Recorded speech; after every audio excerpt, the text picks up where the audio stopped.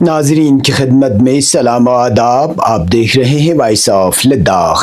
آج جمعرات 1 جنوری 2026 اور رجب المرجب کے 11 تاریخ ہے. آج کی تازہ ترین خبروں کے ساتھ میں آپ کا میزبان سعید ہاشم رضوی. ناظرین سے گزارش ہے کہ تازہ ترین خبروں اور حالات و واقعات سے باخبر رہنے کے لیے ہمارے چینل کو سبسکرائب کریں اور خبریں آخر تک ضرور دیکھیں. آپ دیکھ رہے ہیں آپ کا پسندیدہ news channel Voice of Ladakh.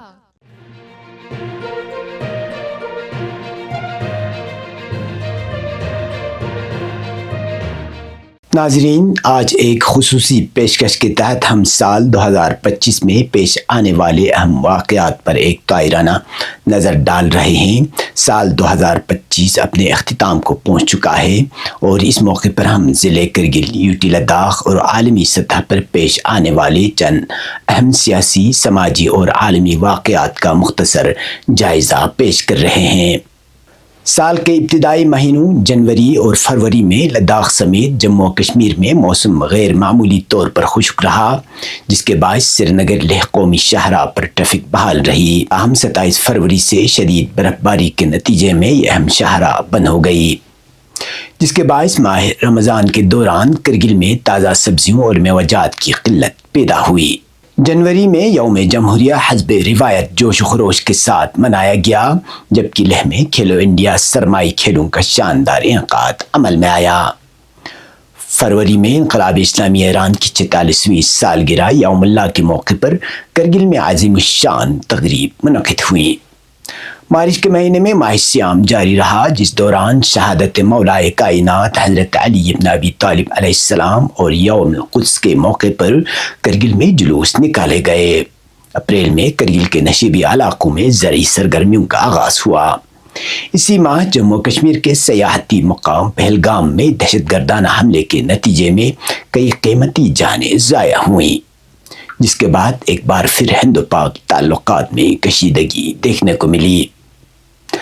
مئی میں بھارت اور پاکستان کے درمیان مختصر مگر شدید جنگ چھڑ گئی، جو تقریباً 4 روز تک جاری رہی. بعد ازاں امریکی مداخلت سے جنگ بندی عمل میں آئی.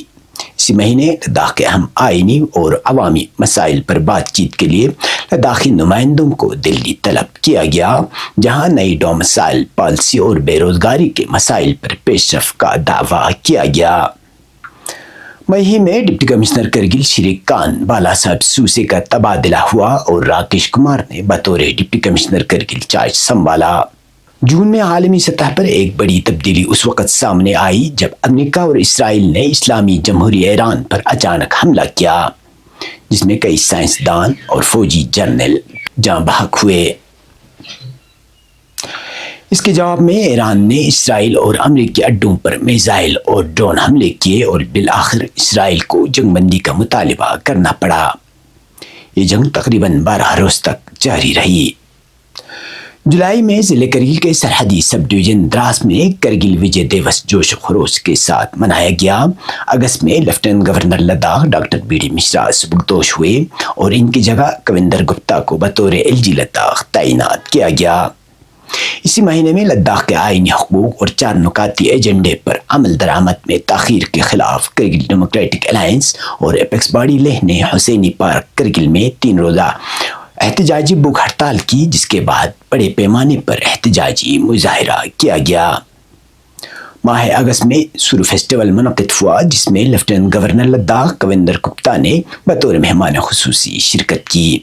اسی ماہ لداخ میں 3 روز تک مسلسل بارش اور بالائی علاقوں میں برف باری ہوئی، جس کے باعث کسانوں کی فصلوں کو شدید نقصان پہنچا.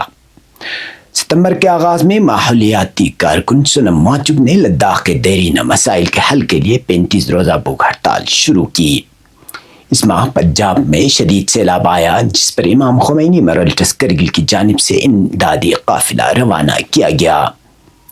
ستمبر میں سب ڈویژن سانکو میں انجمن انقلاب مہدی کے نام سے ایک اہم مذہبی و سماجی ادارہ بھی قائم ہوا. 24 ستمبر کو لیہ میں سونم وانگچک کی بھوک ہڑتال کے دوران پولیس اور مظاہرین کے درمیان جھڑپ ہوئی، جس میں 4 نوجوان جاں بحق اور تقریباً 90 افراد زخمی ہوئے.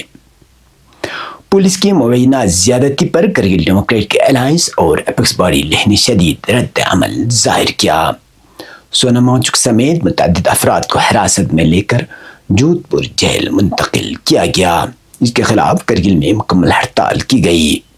अक्टूबर में वजारत दाखिला ने करगिल डेमोक्रेटिक अलायंस और एपेक्स बॉडी को दोबारा मुज़ाकरात के लिए मदऊ किया, जबकि 24 सितंबर के वाक़े की जुडिशल इंक्वायरी का हुक्म भी दिया गया। इसी माह पूरे लद्दाख में पुरअमन और खामोश एहतजाजी रैलियां निकाली गई, जिसके बाद इंटरनेट सर्विस बंद कर दी गई। नवंबर में लेह वाक़े पर अदालती तहक़ीक़ात का बाज़ाब्ता आगाज़ हुआ। इसी महीने DSSRB और KSRB के तहत लेह और करगिल में मुख्तलिफ सरकारी महकमों की खाली असामियों के लिए तहरीरी इम्तिहानात मुनक़िद किए गए। नवंबर में ही आशीष कुंद्रा को लद्दाख का नया चीफ सेक्रेटरी मुकर्रर किया गया। लद्दाख हिल काउंसिल एक्ट की मुबैना खिलाफ वर्जी पर नेशनल कॉन्फ्रेंस ने सख्त रद्द अमल देते हुए जम्मू कश्मीर व लद्दाख हाई कोर्ट में पिटीशन दायर की।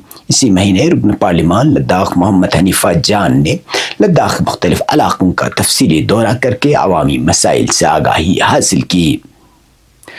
दिसंबर में ज़िले करगिल के मारूफ समाजी व मजहबी इदारे इमाम खुमैनी मेमोरियल ट्रस्ट को आलमी इमाम खुमैनी अवार्ड से नवाजा गया। इस मौके पर हाजी असगर अली करबलाई ने इस्लामी जमहूरिया ईरान में सदर डॉक्टर मसूद पुज़िस्कियान से अवार्ड वसूल किया।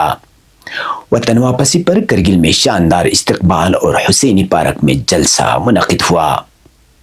इसी महीने डिस्ट्रिक्ट अस्पताल करगिल में जदीद MRI मशीन का इफ्तिताह अमल में आया, जबकि हिल काउंसिल करगिल के ज़ेर एहतमाम टीचर ट्रांसफ़र पॉलिसी से कबल खुसूसी तालीमी जायज़ा इम्तिहान भी मुनक़िद किया गया। दिसंबर ही में मरकज़ी हुकूमत ने लद्दाख के माली इख्तियार महदूद करने का ऐलान किया। यूँ साल 2025 अपने अख्तिताम को पहुँचा। साल के आखिरी रोज़ वॉइस ऑफ लद्दाख ने अवामी तासुरात जानने की कोशिश की, जिसमें मिला-जुला रद्द अमल सामने आया। ताहम अक्सर लोगों ने इस साल को मुश्किलात और आजमाइशों से भरपूर करार दिया। उम्मीद की जा रही है कि साल 2026 लद्दाख समेत पूरे दुनिया के लिए बेहतर पुरअमन और खुश आयन साबित होगा। ये थे साल 2025 में पेश आने वाले चंद अहम वाक़यात की झलकियाँ। इंशाअल्लाह कल से एक बार फिर मुकामी, कौमी और बैनुल अक़वामी ख़बरों का बाकायदा सिलसिला जारी होगा। तब तक के लिए मुझे और मेरी पूरी टीम को दीजिए इजाज़त। अल्लाह हाफ़िज़।